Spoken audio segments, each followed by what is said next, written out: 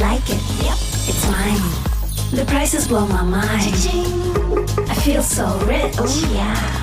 I feel like a billionaire. I'm shopping like a billionaire. I'm shopping like a billionaire. Let's go. Temu, Temu. I'm shopping like a billionaire. I get it straight from the makers. I'm shopping like a billionaire. Temu. Download the Temu app and shop like a billionaire. Hi there. So, shopping like a billionaire. This commercial was broadcasted twice last year during the Super Bowl in America. And it broke 2 records. First of all, it was the most expensive commercial ever during the American Super Bowl. Temu paid $14 million for 2 broadcasts of this commercial. Another thing which is even more amazing is that it was the youngest brand ever that broadcasted a commercial during the Super Bowl. It was only 5 months old at the time because it only had launched in September 2022. Now what I'm going to do for you in the next 25 minutes is I'm going to explain to you what Temu is. There's a lot of very strange stories going around about Temu. And we do a lot of research at TechBoss China, so I'm going to share some learnings, some findings with you. But to really understand Temu, we actually have to go back in time a bit to the year 2016. Because 2016 was the year that a company called Pinduoduo launched in China, because this is all coming from China, basically. Now, Pinduoduo was what they would call a customer or a consumer to manufacturing platform. Now, I'm going to explain a bit what the company does. I have limited amount of time because I could tell you lots more about Pinduoduo, but the most important thing that you need to know now is that basically what they did is they looked at the traditional model for retail and wholesale, and they saw that, well, normally you have a trademark, you have a brand, and they go to factory in China, they have these goods made, and we're still talking about the Chinese domestic market now. That goes to retail, to wholesale, that goes to retail, and eventually it ends up in a physical shop or in a web shop. But because of this, because of all of these logistical movements and all of these parties and middlemen involved, something that in China would cost 1 renminbi in the factory would be 8 renminbi by the time it reaches the consumer. So what Pinduoduo did is they turned this whole thing around, basically, and they said, what we will do is we will first aggregate a lot of demand, and that demand that we gather in the app, we will basically sell back a guaranteed volume to these factories. Now, and these factories basically bid on advertising in the app, so they can actually get that volume. Now, another interesting, very interesting thing is they don't use any middlemen and they don't use any wholesale and retail. So what happens is that product goes straight from the factory to the Chinese consumer. And the only thing that that factory has to pay for then is the postage cost, which is really cheap in China, and they have to pay a certain commission to the platform, or basically the advertising that they pay for. So that is what happened in 2016. And the impact that Pinduoduo has had in China is enormous. If you look at this pie chart, in 2013, Alibaba, which you all know it from AliExpress, but they do a lot more. Alibaba had about 80% market share in China, and the estimation is that next year, this will have shrunk to 35%. Now, a lot of that market share has gone to new players in the market. Not only Pinduoduo, as you can see, they took a lot of market share from Alibaba, but also Douyin. And Douyin, I will not discuss further today, because that's TikTok. And TikTok Shop is something that has already been happening in China a lot under the name Douyin, and that will also come to your market, so you better be ready. Now, so you might say, okay, Ed, that's all very interesting, but so what? We are not doing business in China, so why do I need to know this? Well, that will all become clear when you see what happened to the user numbers of Pinduoduo. They started in 2016, like I said, and very quickly they became extremely popular in China. But by about 2020, they had reached more than 700 million Chinese users. Now, there's about 1 billion internet users in China, so you can see that they sort of started maxing out their penetration. Now, and of course, they already had their IPO a few years ago, so what do you do if you don't grow in your own country anymore? Still grow as far as sales is concerned, but they couldn't grow much further as far as users were concerned. So they only could decide to go out of China. And that's what happened, and that's what brings us back from 2016 to 2022. In September 2022, Temu was launched in the US.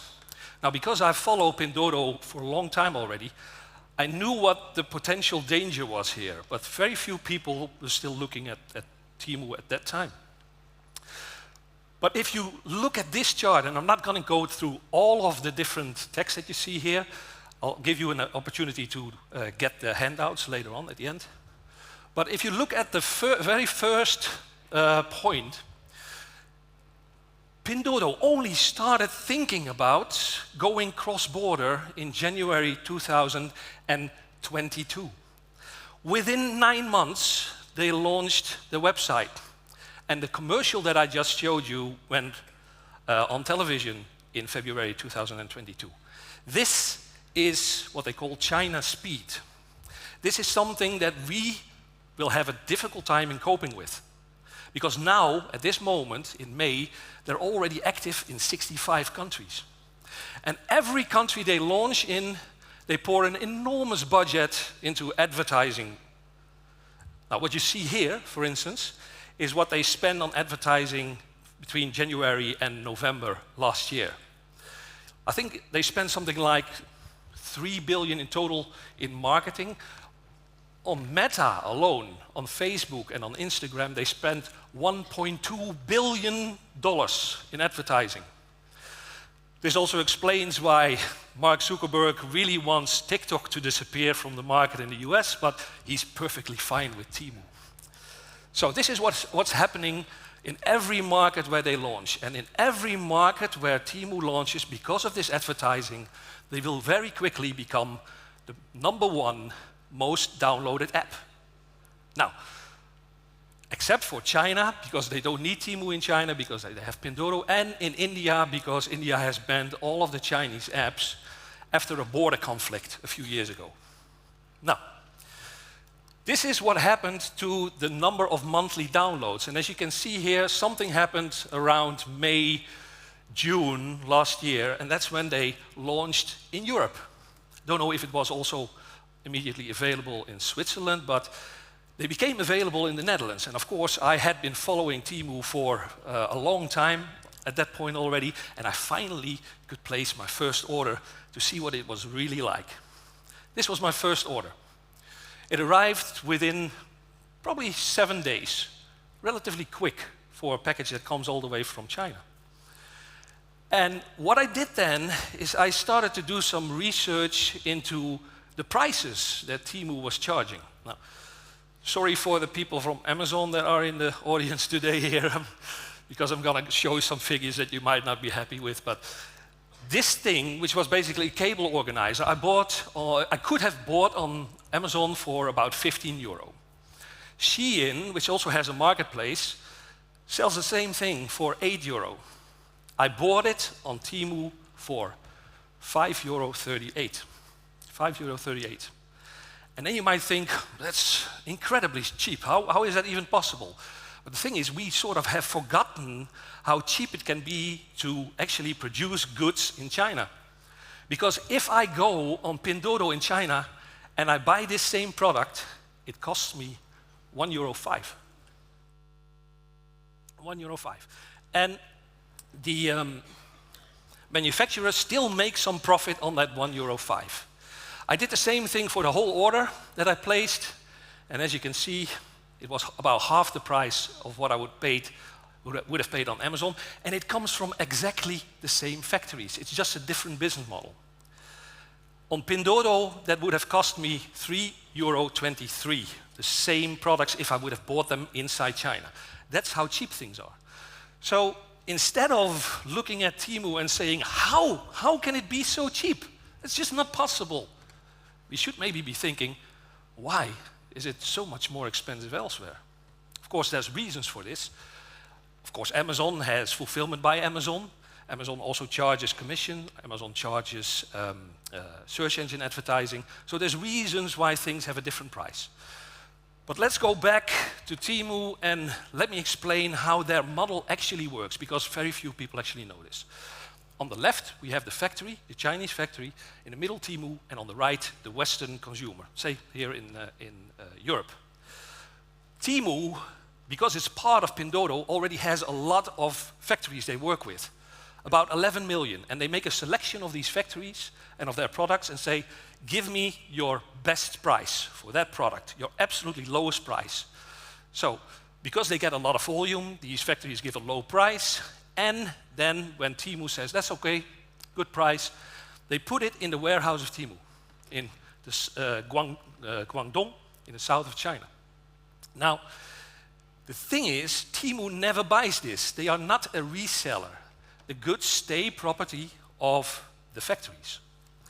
Then what Temu does is Temu decides the selling price. Those factories have nothing to say about the price this product is sold for to the consumer.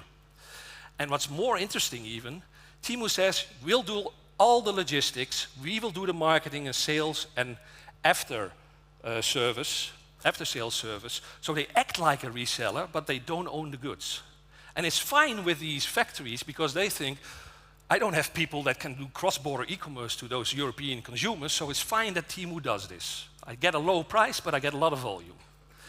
Then the consumer here in Europe pays, and then the products get shipped from a Temu warehouse by an airplane to the country where the consumer lives, and it's handed over to a logistical party. Now, there's a couple of things that I need to say about that because there's some misunderstandings. These individual packages get packed in these big boxes, and these big boxes are shipped to the logistical party that they partner with in the different countries. They get unpacked there, they get sorted, and then they come to the consumers here in Europe. So that means there's no individual packages going from China to Europe. So what some people say, Temu is using the Universal Postal Union postage rates. That's not the case, because it's not individual packages. Then they say, okay, they don't pay any import tax. No, that's correct, because most of the orders of Temu are lower than 40 euro. And only in Europe, I don't know what it's like in Switzerland, you only have to pay when it's more than 150 euro. So, and this applies to other shops that are sending packages as well. They do pay VAT in Europe because they have to pay directly to Dublin, and according to things I've heard, they pay a lot of VAT, so nobody thinks that they are cheating there. Now, back to this model. The factory actually gets paid after 3 months, and if the goods do not sell well, Temu tells these factories, come and pick up your stuff or you start paying inventory costs. So, what they also do is they start a bargaining system. If they find a product that is very popular, they will find a second factory. And those two factories will start bidding for the volume. If factory B is cheaper than factory A, they will stop selling factory A's products and they will start selling factory B's products. And the next week, the only thing that factory A can do is go under the price of factory B. And that's how they push down, with that bidding system, they push down the prices. But this is, of course, very risky because some of these manufacturers, they decide to use lower quality raw materials. Or maybe they are selling winter jackets, and to be able to actually give a low price, they start using less filling in the winter jackets. What Temu has done is they came up with a second system, which they also use in China, a penalty system. If a consumer complains about the quality of a product, the manufacturer, the merchant, has to pay 5 times the consumer price. Not his selling price, the consumer price. And if he just shipped a whole batch of those products to different consumers, he has to pay that penalty for the whole batch. Now you can imagine, with the small margins that they have, how much new product they need to sell to actually compensate for these fees. But by doing this, Temu tries to balance out quality and price. And it's a very delicate system. And anybody that has bought something on Temu already will know that quite often they're not there yet because the quality is not always very good. Now people also say, with these prices, it's impossible that they make a profit. It's unsustainable from an economical perspective. And that's correct, because after deducting all of the costs they pay for advertising, for consumer acquisition, for the logistics, last year they had a loss of 27%. But is this a problem? Not really, because they're buying market share. They're in a phase where they're buying market share. And their parent company, Pinduoduo, because they do so well in China, has enormous cash reserves. And they can continue playing this for a very, very long time if they want to. So how long? Well, actually, this year, Temu wants to reduce the losses to 18%. They want to break even next year, and in 2026, they want to be fully profitable. How will they do that? Well, a few things that they are doing at the moment already. So on top you see what I explained before, what they call the fully managed model. Now, in that case, Temu takes care of all of the logistics between their own warehouses and the consumer. They have recently started what they call the semi-managed model. In the semi-managed model, they basically allow a manufacturer or a merchant to put the goods in a warehouse near to the consumer. So for instance, here in Europe. Now, then the factory pays for the logistical costs. They can charge a higher rate per product, but Temu doesn't have that risk anymore and those high logistical costs. Now, another thing that's going to happen when they start doing this is they will be selling other products that are normally too heavy or too bulky to send in a package in an airplane. So they will be selling, for instance, household kitchen equipment, and they will also be selling furniture. That's all in their plans. So if you thought that you were safe, they basically will be able to sell everything in the future. Now, another thing that they are doing, I've shown you that I've bought this product for €5.38. They are also raising prices because this price was still subsidized. If you looked at the price of Shein, which was €8, that's basically what they will be aiming for, that same price level as on Shein. Now, sometimes people say, oh, this Temu business must be subsidized, right? And then normally they mean the Chinese government subsidizing Temu. But actually what happens is Temu is subsidizing the consumer. Instead of handing out coupons, they just simply lower the prices. And after the consumer has ordered on Temu a couple of times, they will raise the prices. This same thing is already costing me €7.28 now. What they also do is they start with free shipping, and after a while, well, you will have to pay, or you will have to have at least €20 in minimum order value. So this is how they are raising the average order value of the consumers. If we add up in most of the important markets in Europe, the visits to Temu, we can see that they have already, at the end of last year, they've become the third biggest e-commerce platform in Europe. Now, and they are very ambitious because they had $18 billion in gross merchandise value last year. They want to go to 60 million this year globally, and by 2027 they want to reach 140 billion. Now, that's still where they are at now compared to the global volume of Amazon is still peanuts, but don't underestimate them, because this, what happened in China, and what I've seen this company already do in their home market, which is much more competitive than here in the West, this could also happen here. This could happen to your web shops here in Europe. Now, in China, they say, when Pinduoduo launched, all of the big platforms, JD, Alibaba, etc., they all had to laugh about Temu. They were all laughing about their business model. It's never going to work. It's never going to work. It worked. And when it worked, they said, then they started studying Pinduoduo. Well, it's good that you are now in that phase, basically, right? You're here in the audience. And then, what is happening now in China since last year, all of the big internet companies are trying to be Pinduoduo. They are all copying parts of their business model, copying their price levels, and they're trying to be more like Pinduoduo.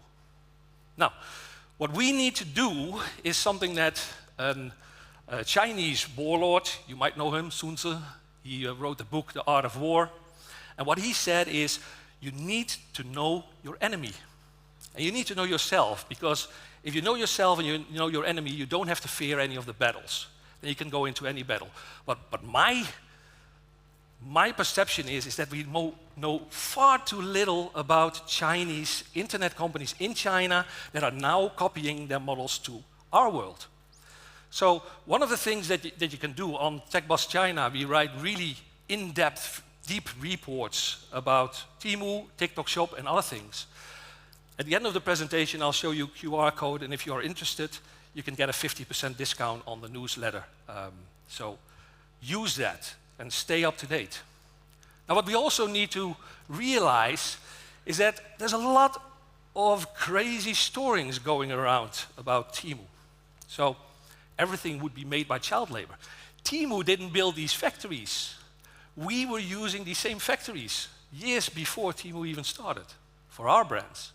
Now, Temu steals your data and sells it. That would be incredibly stupid for an e-commerce company in China that wants to have cross-border business. Or the Chinese Communist Party. They use Temu to get the data from the app for you. It's all things that we say because of our image that we have of China. And quite often it's not reality. At the same time, there's a lot wrong with Temu. One of the things that they do, what they say in China, is they get on the bus and after that they buy the ticket. Which means is they first set up the web shop, the logistics, they start selling, and only after that they'll think about compliance, about quality, and maybe some marketing tactics that they use, for which, for instance, Booking.com is also using some of the same tactics, so it's also something that they learn from us. But as far as I'm concerned, I think it's very good that some of the consumer protection organizations all around Europe are looking at Temu and saying, well, something needs to be done because some of these products are actually quite dangerous. They're unhealthy, they're dangerous, and some of their marketing tactics are really maybe unethical.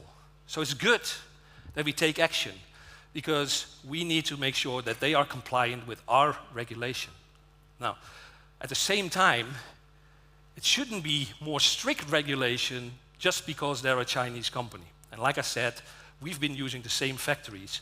And one of the reasons that they are selling now to us directly is that some of the brands have shifted their production away from China to Bangladesh, to Vietnam, to other places. These factories are not going to roll over and die. No. They'll decide, okay, if they don't want to buy our products anymore, we'll go straight to the consumer. And that's basically what I want to end this story with.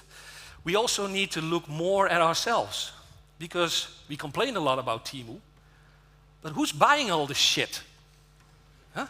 We are buying this crap. If we stop buying that crap, they will be forced to have higher quality products as well. So, if you scan this QR code, I'll send you the handouts of this presentation. I'll send you a link where you can get a 50% discount on TechBus China, where we publish in-depth reports. And I'll also send you a bunch of links with more archives of articles about cross-border e-commerce, because Temu will not be the last one. TikTok Shop is also coming your way. And to give you some food for thought, when I walk off, I'll show you a bit from a clip from Saturday Night Live that I think they broadcasted it last week.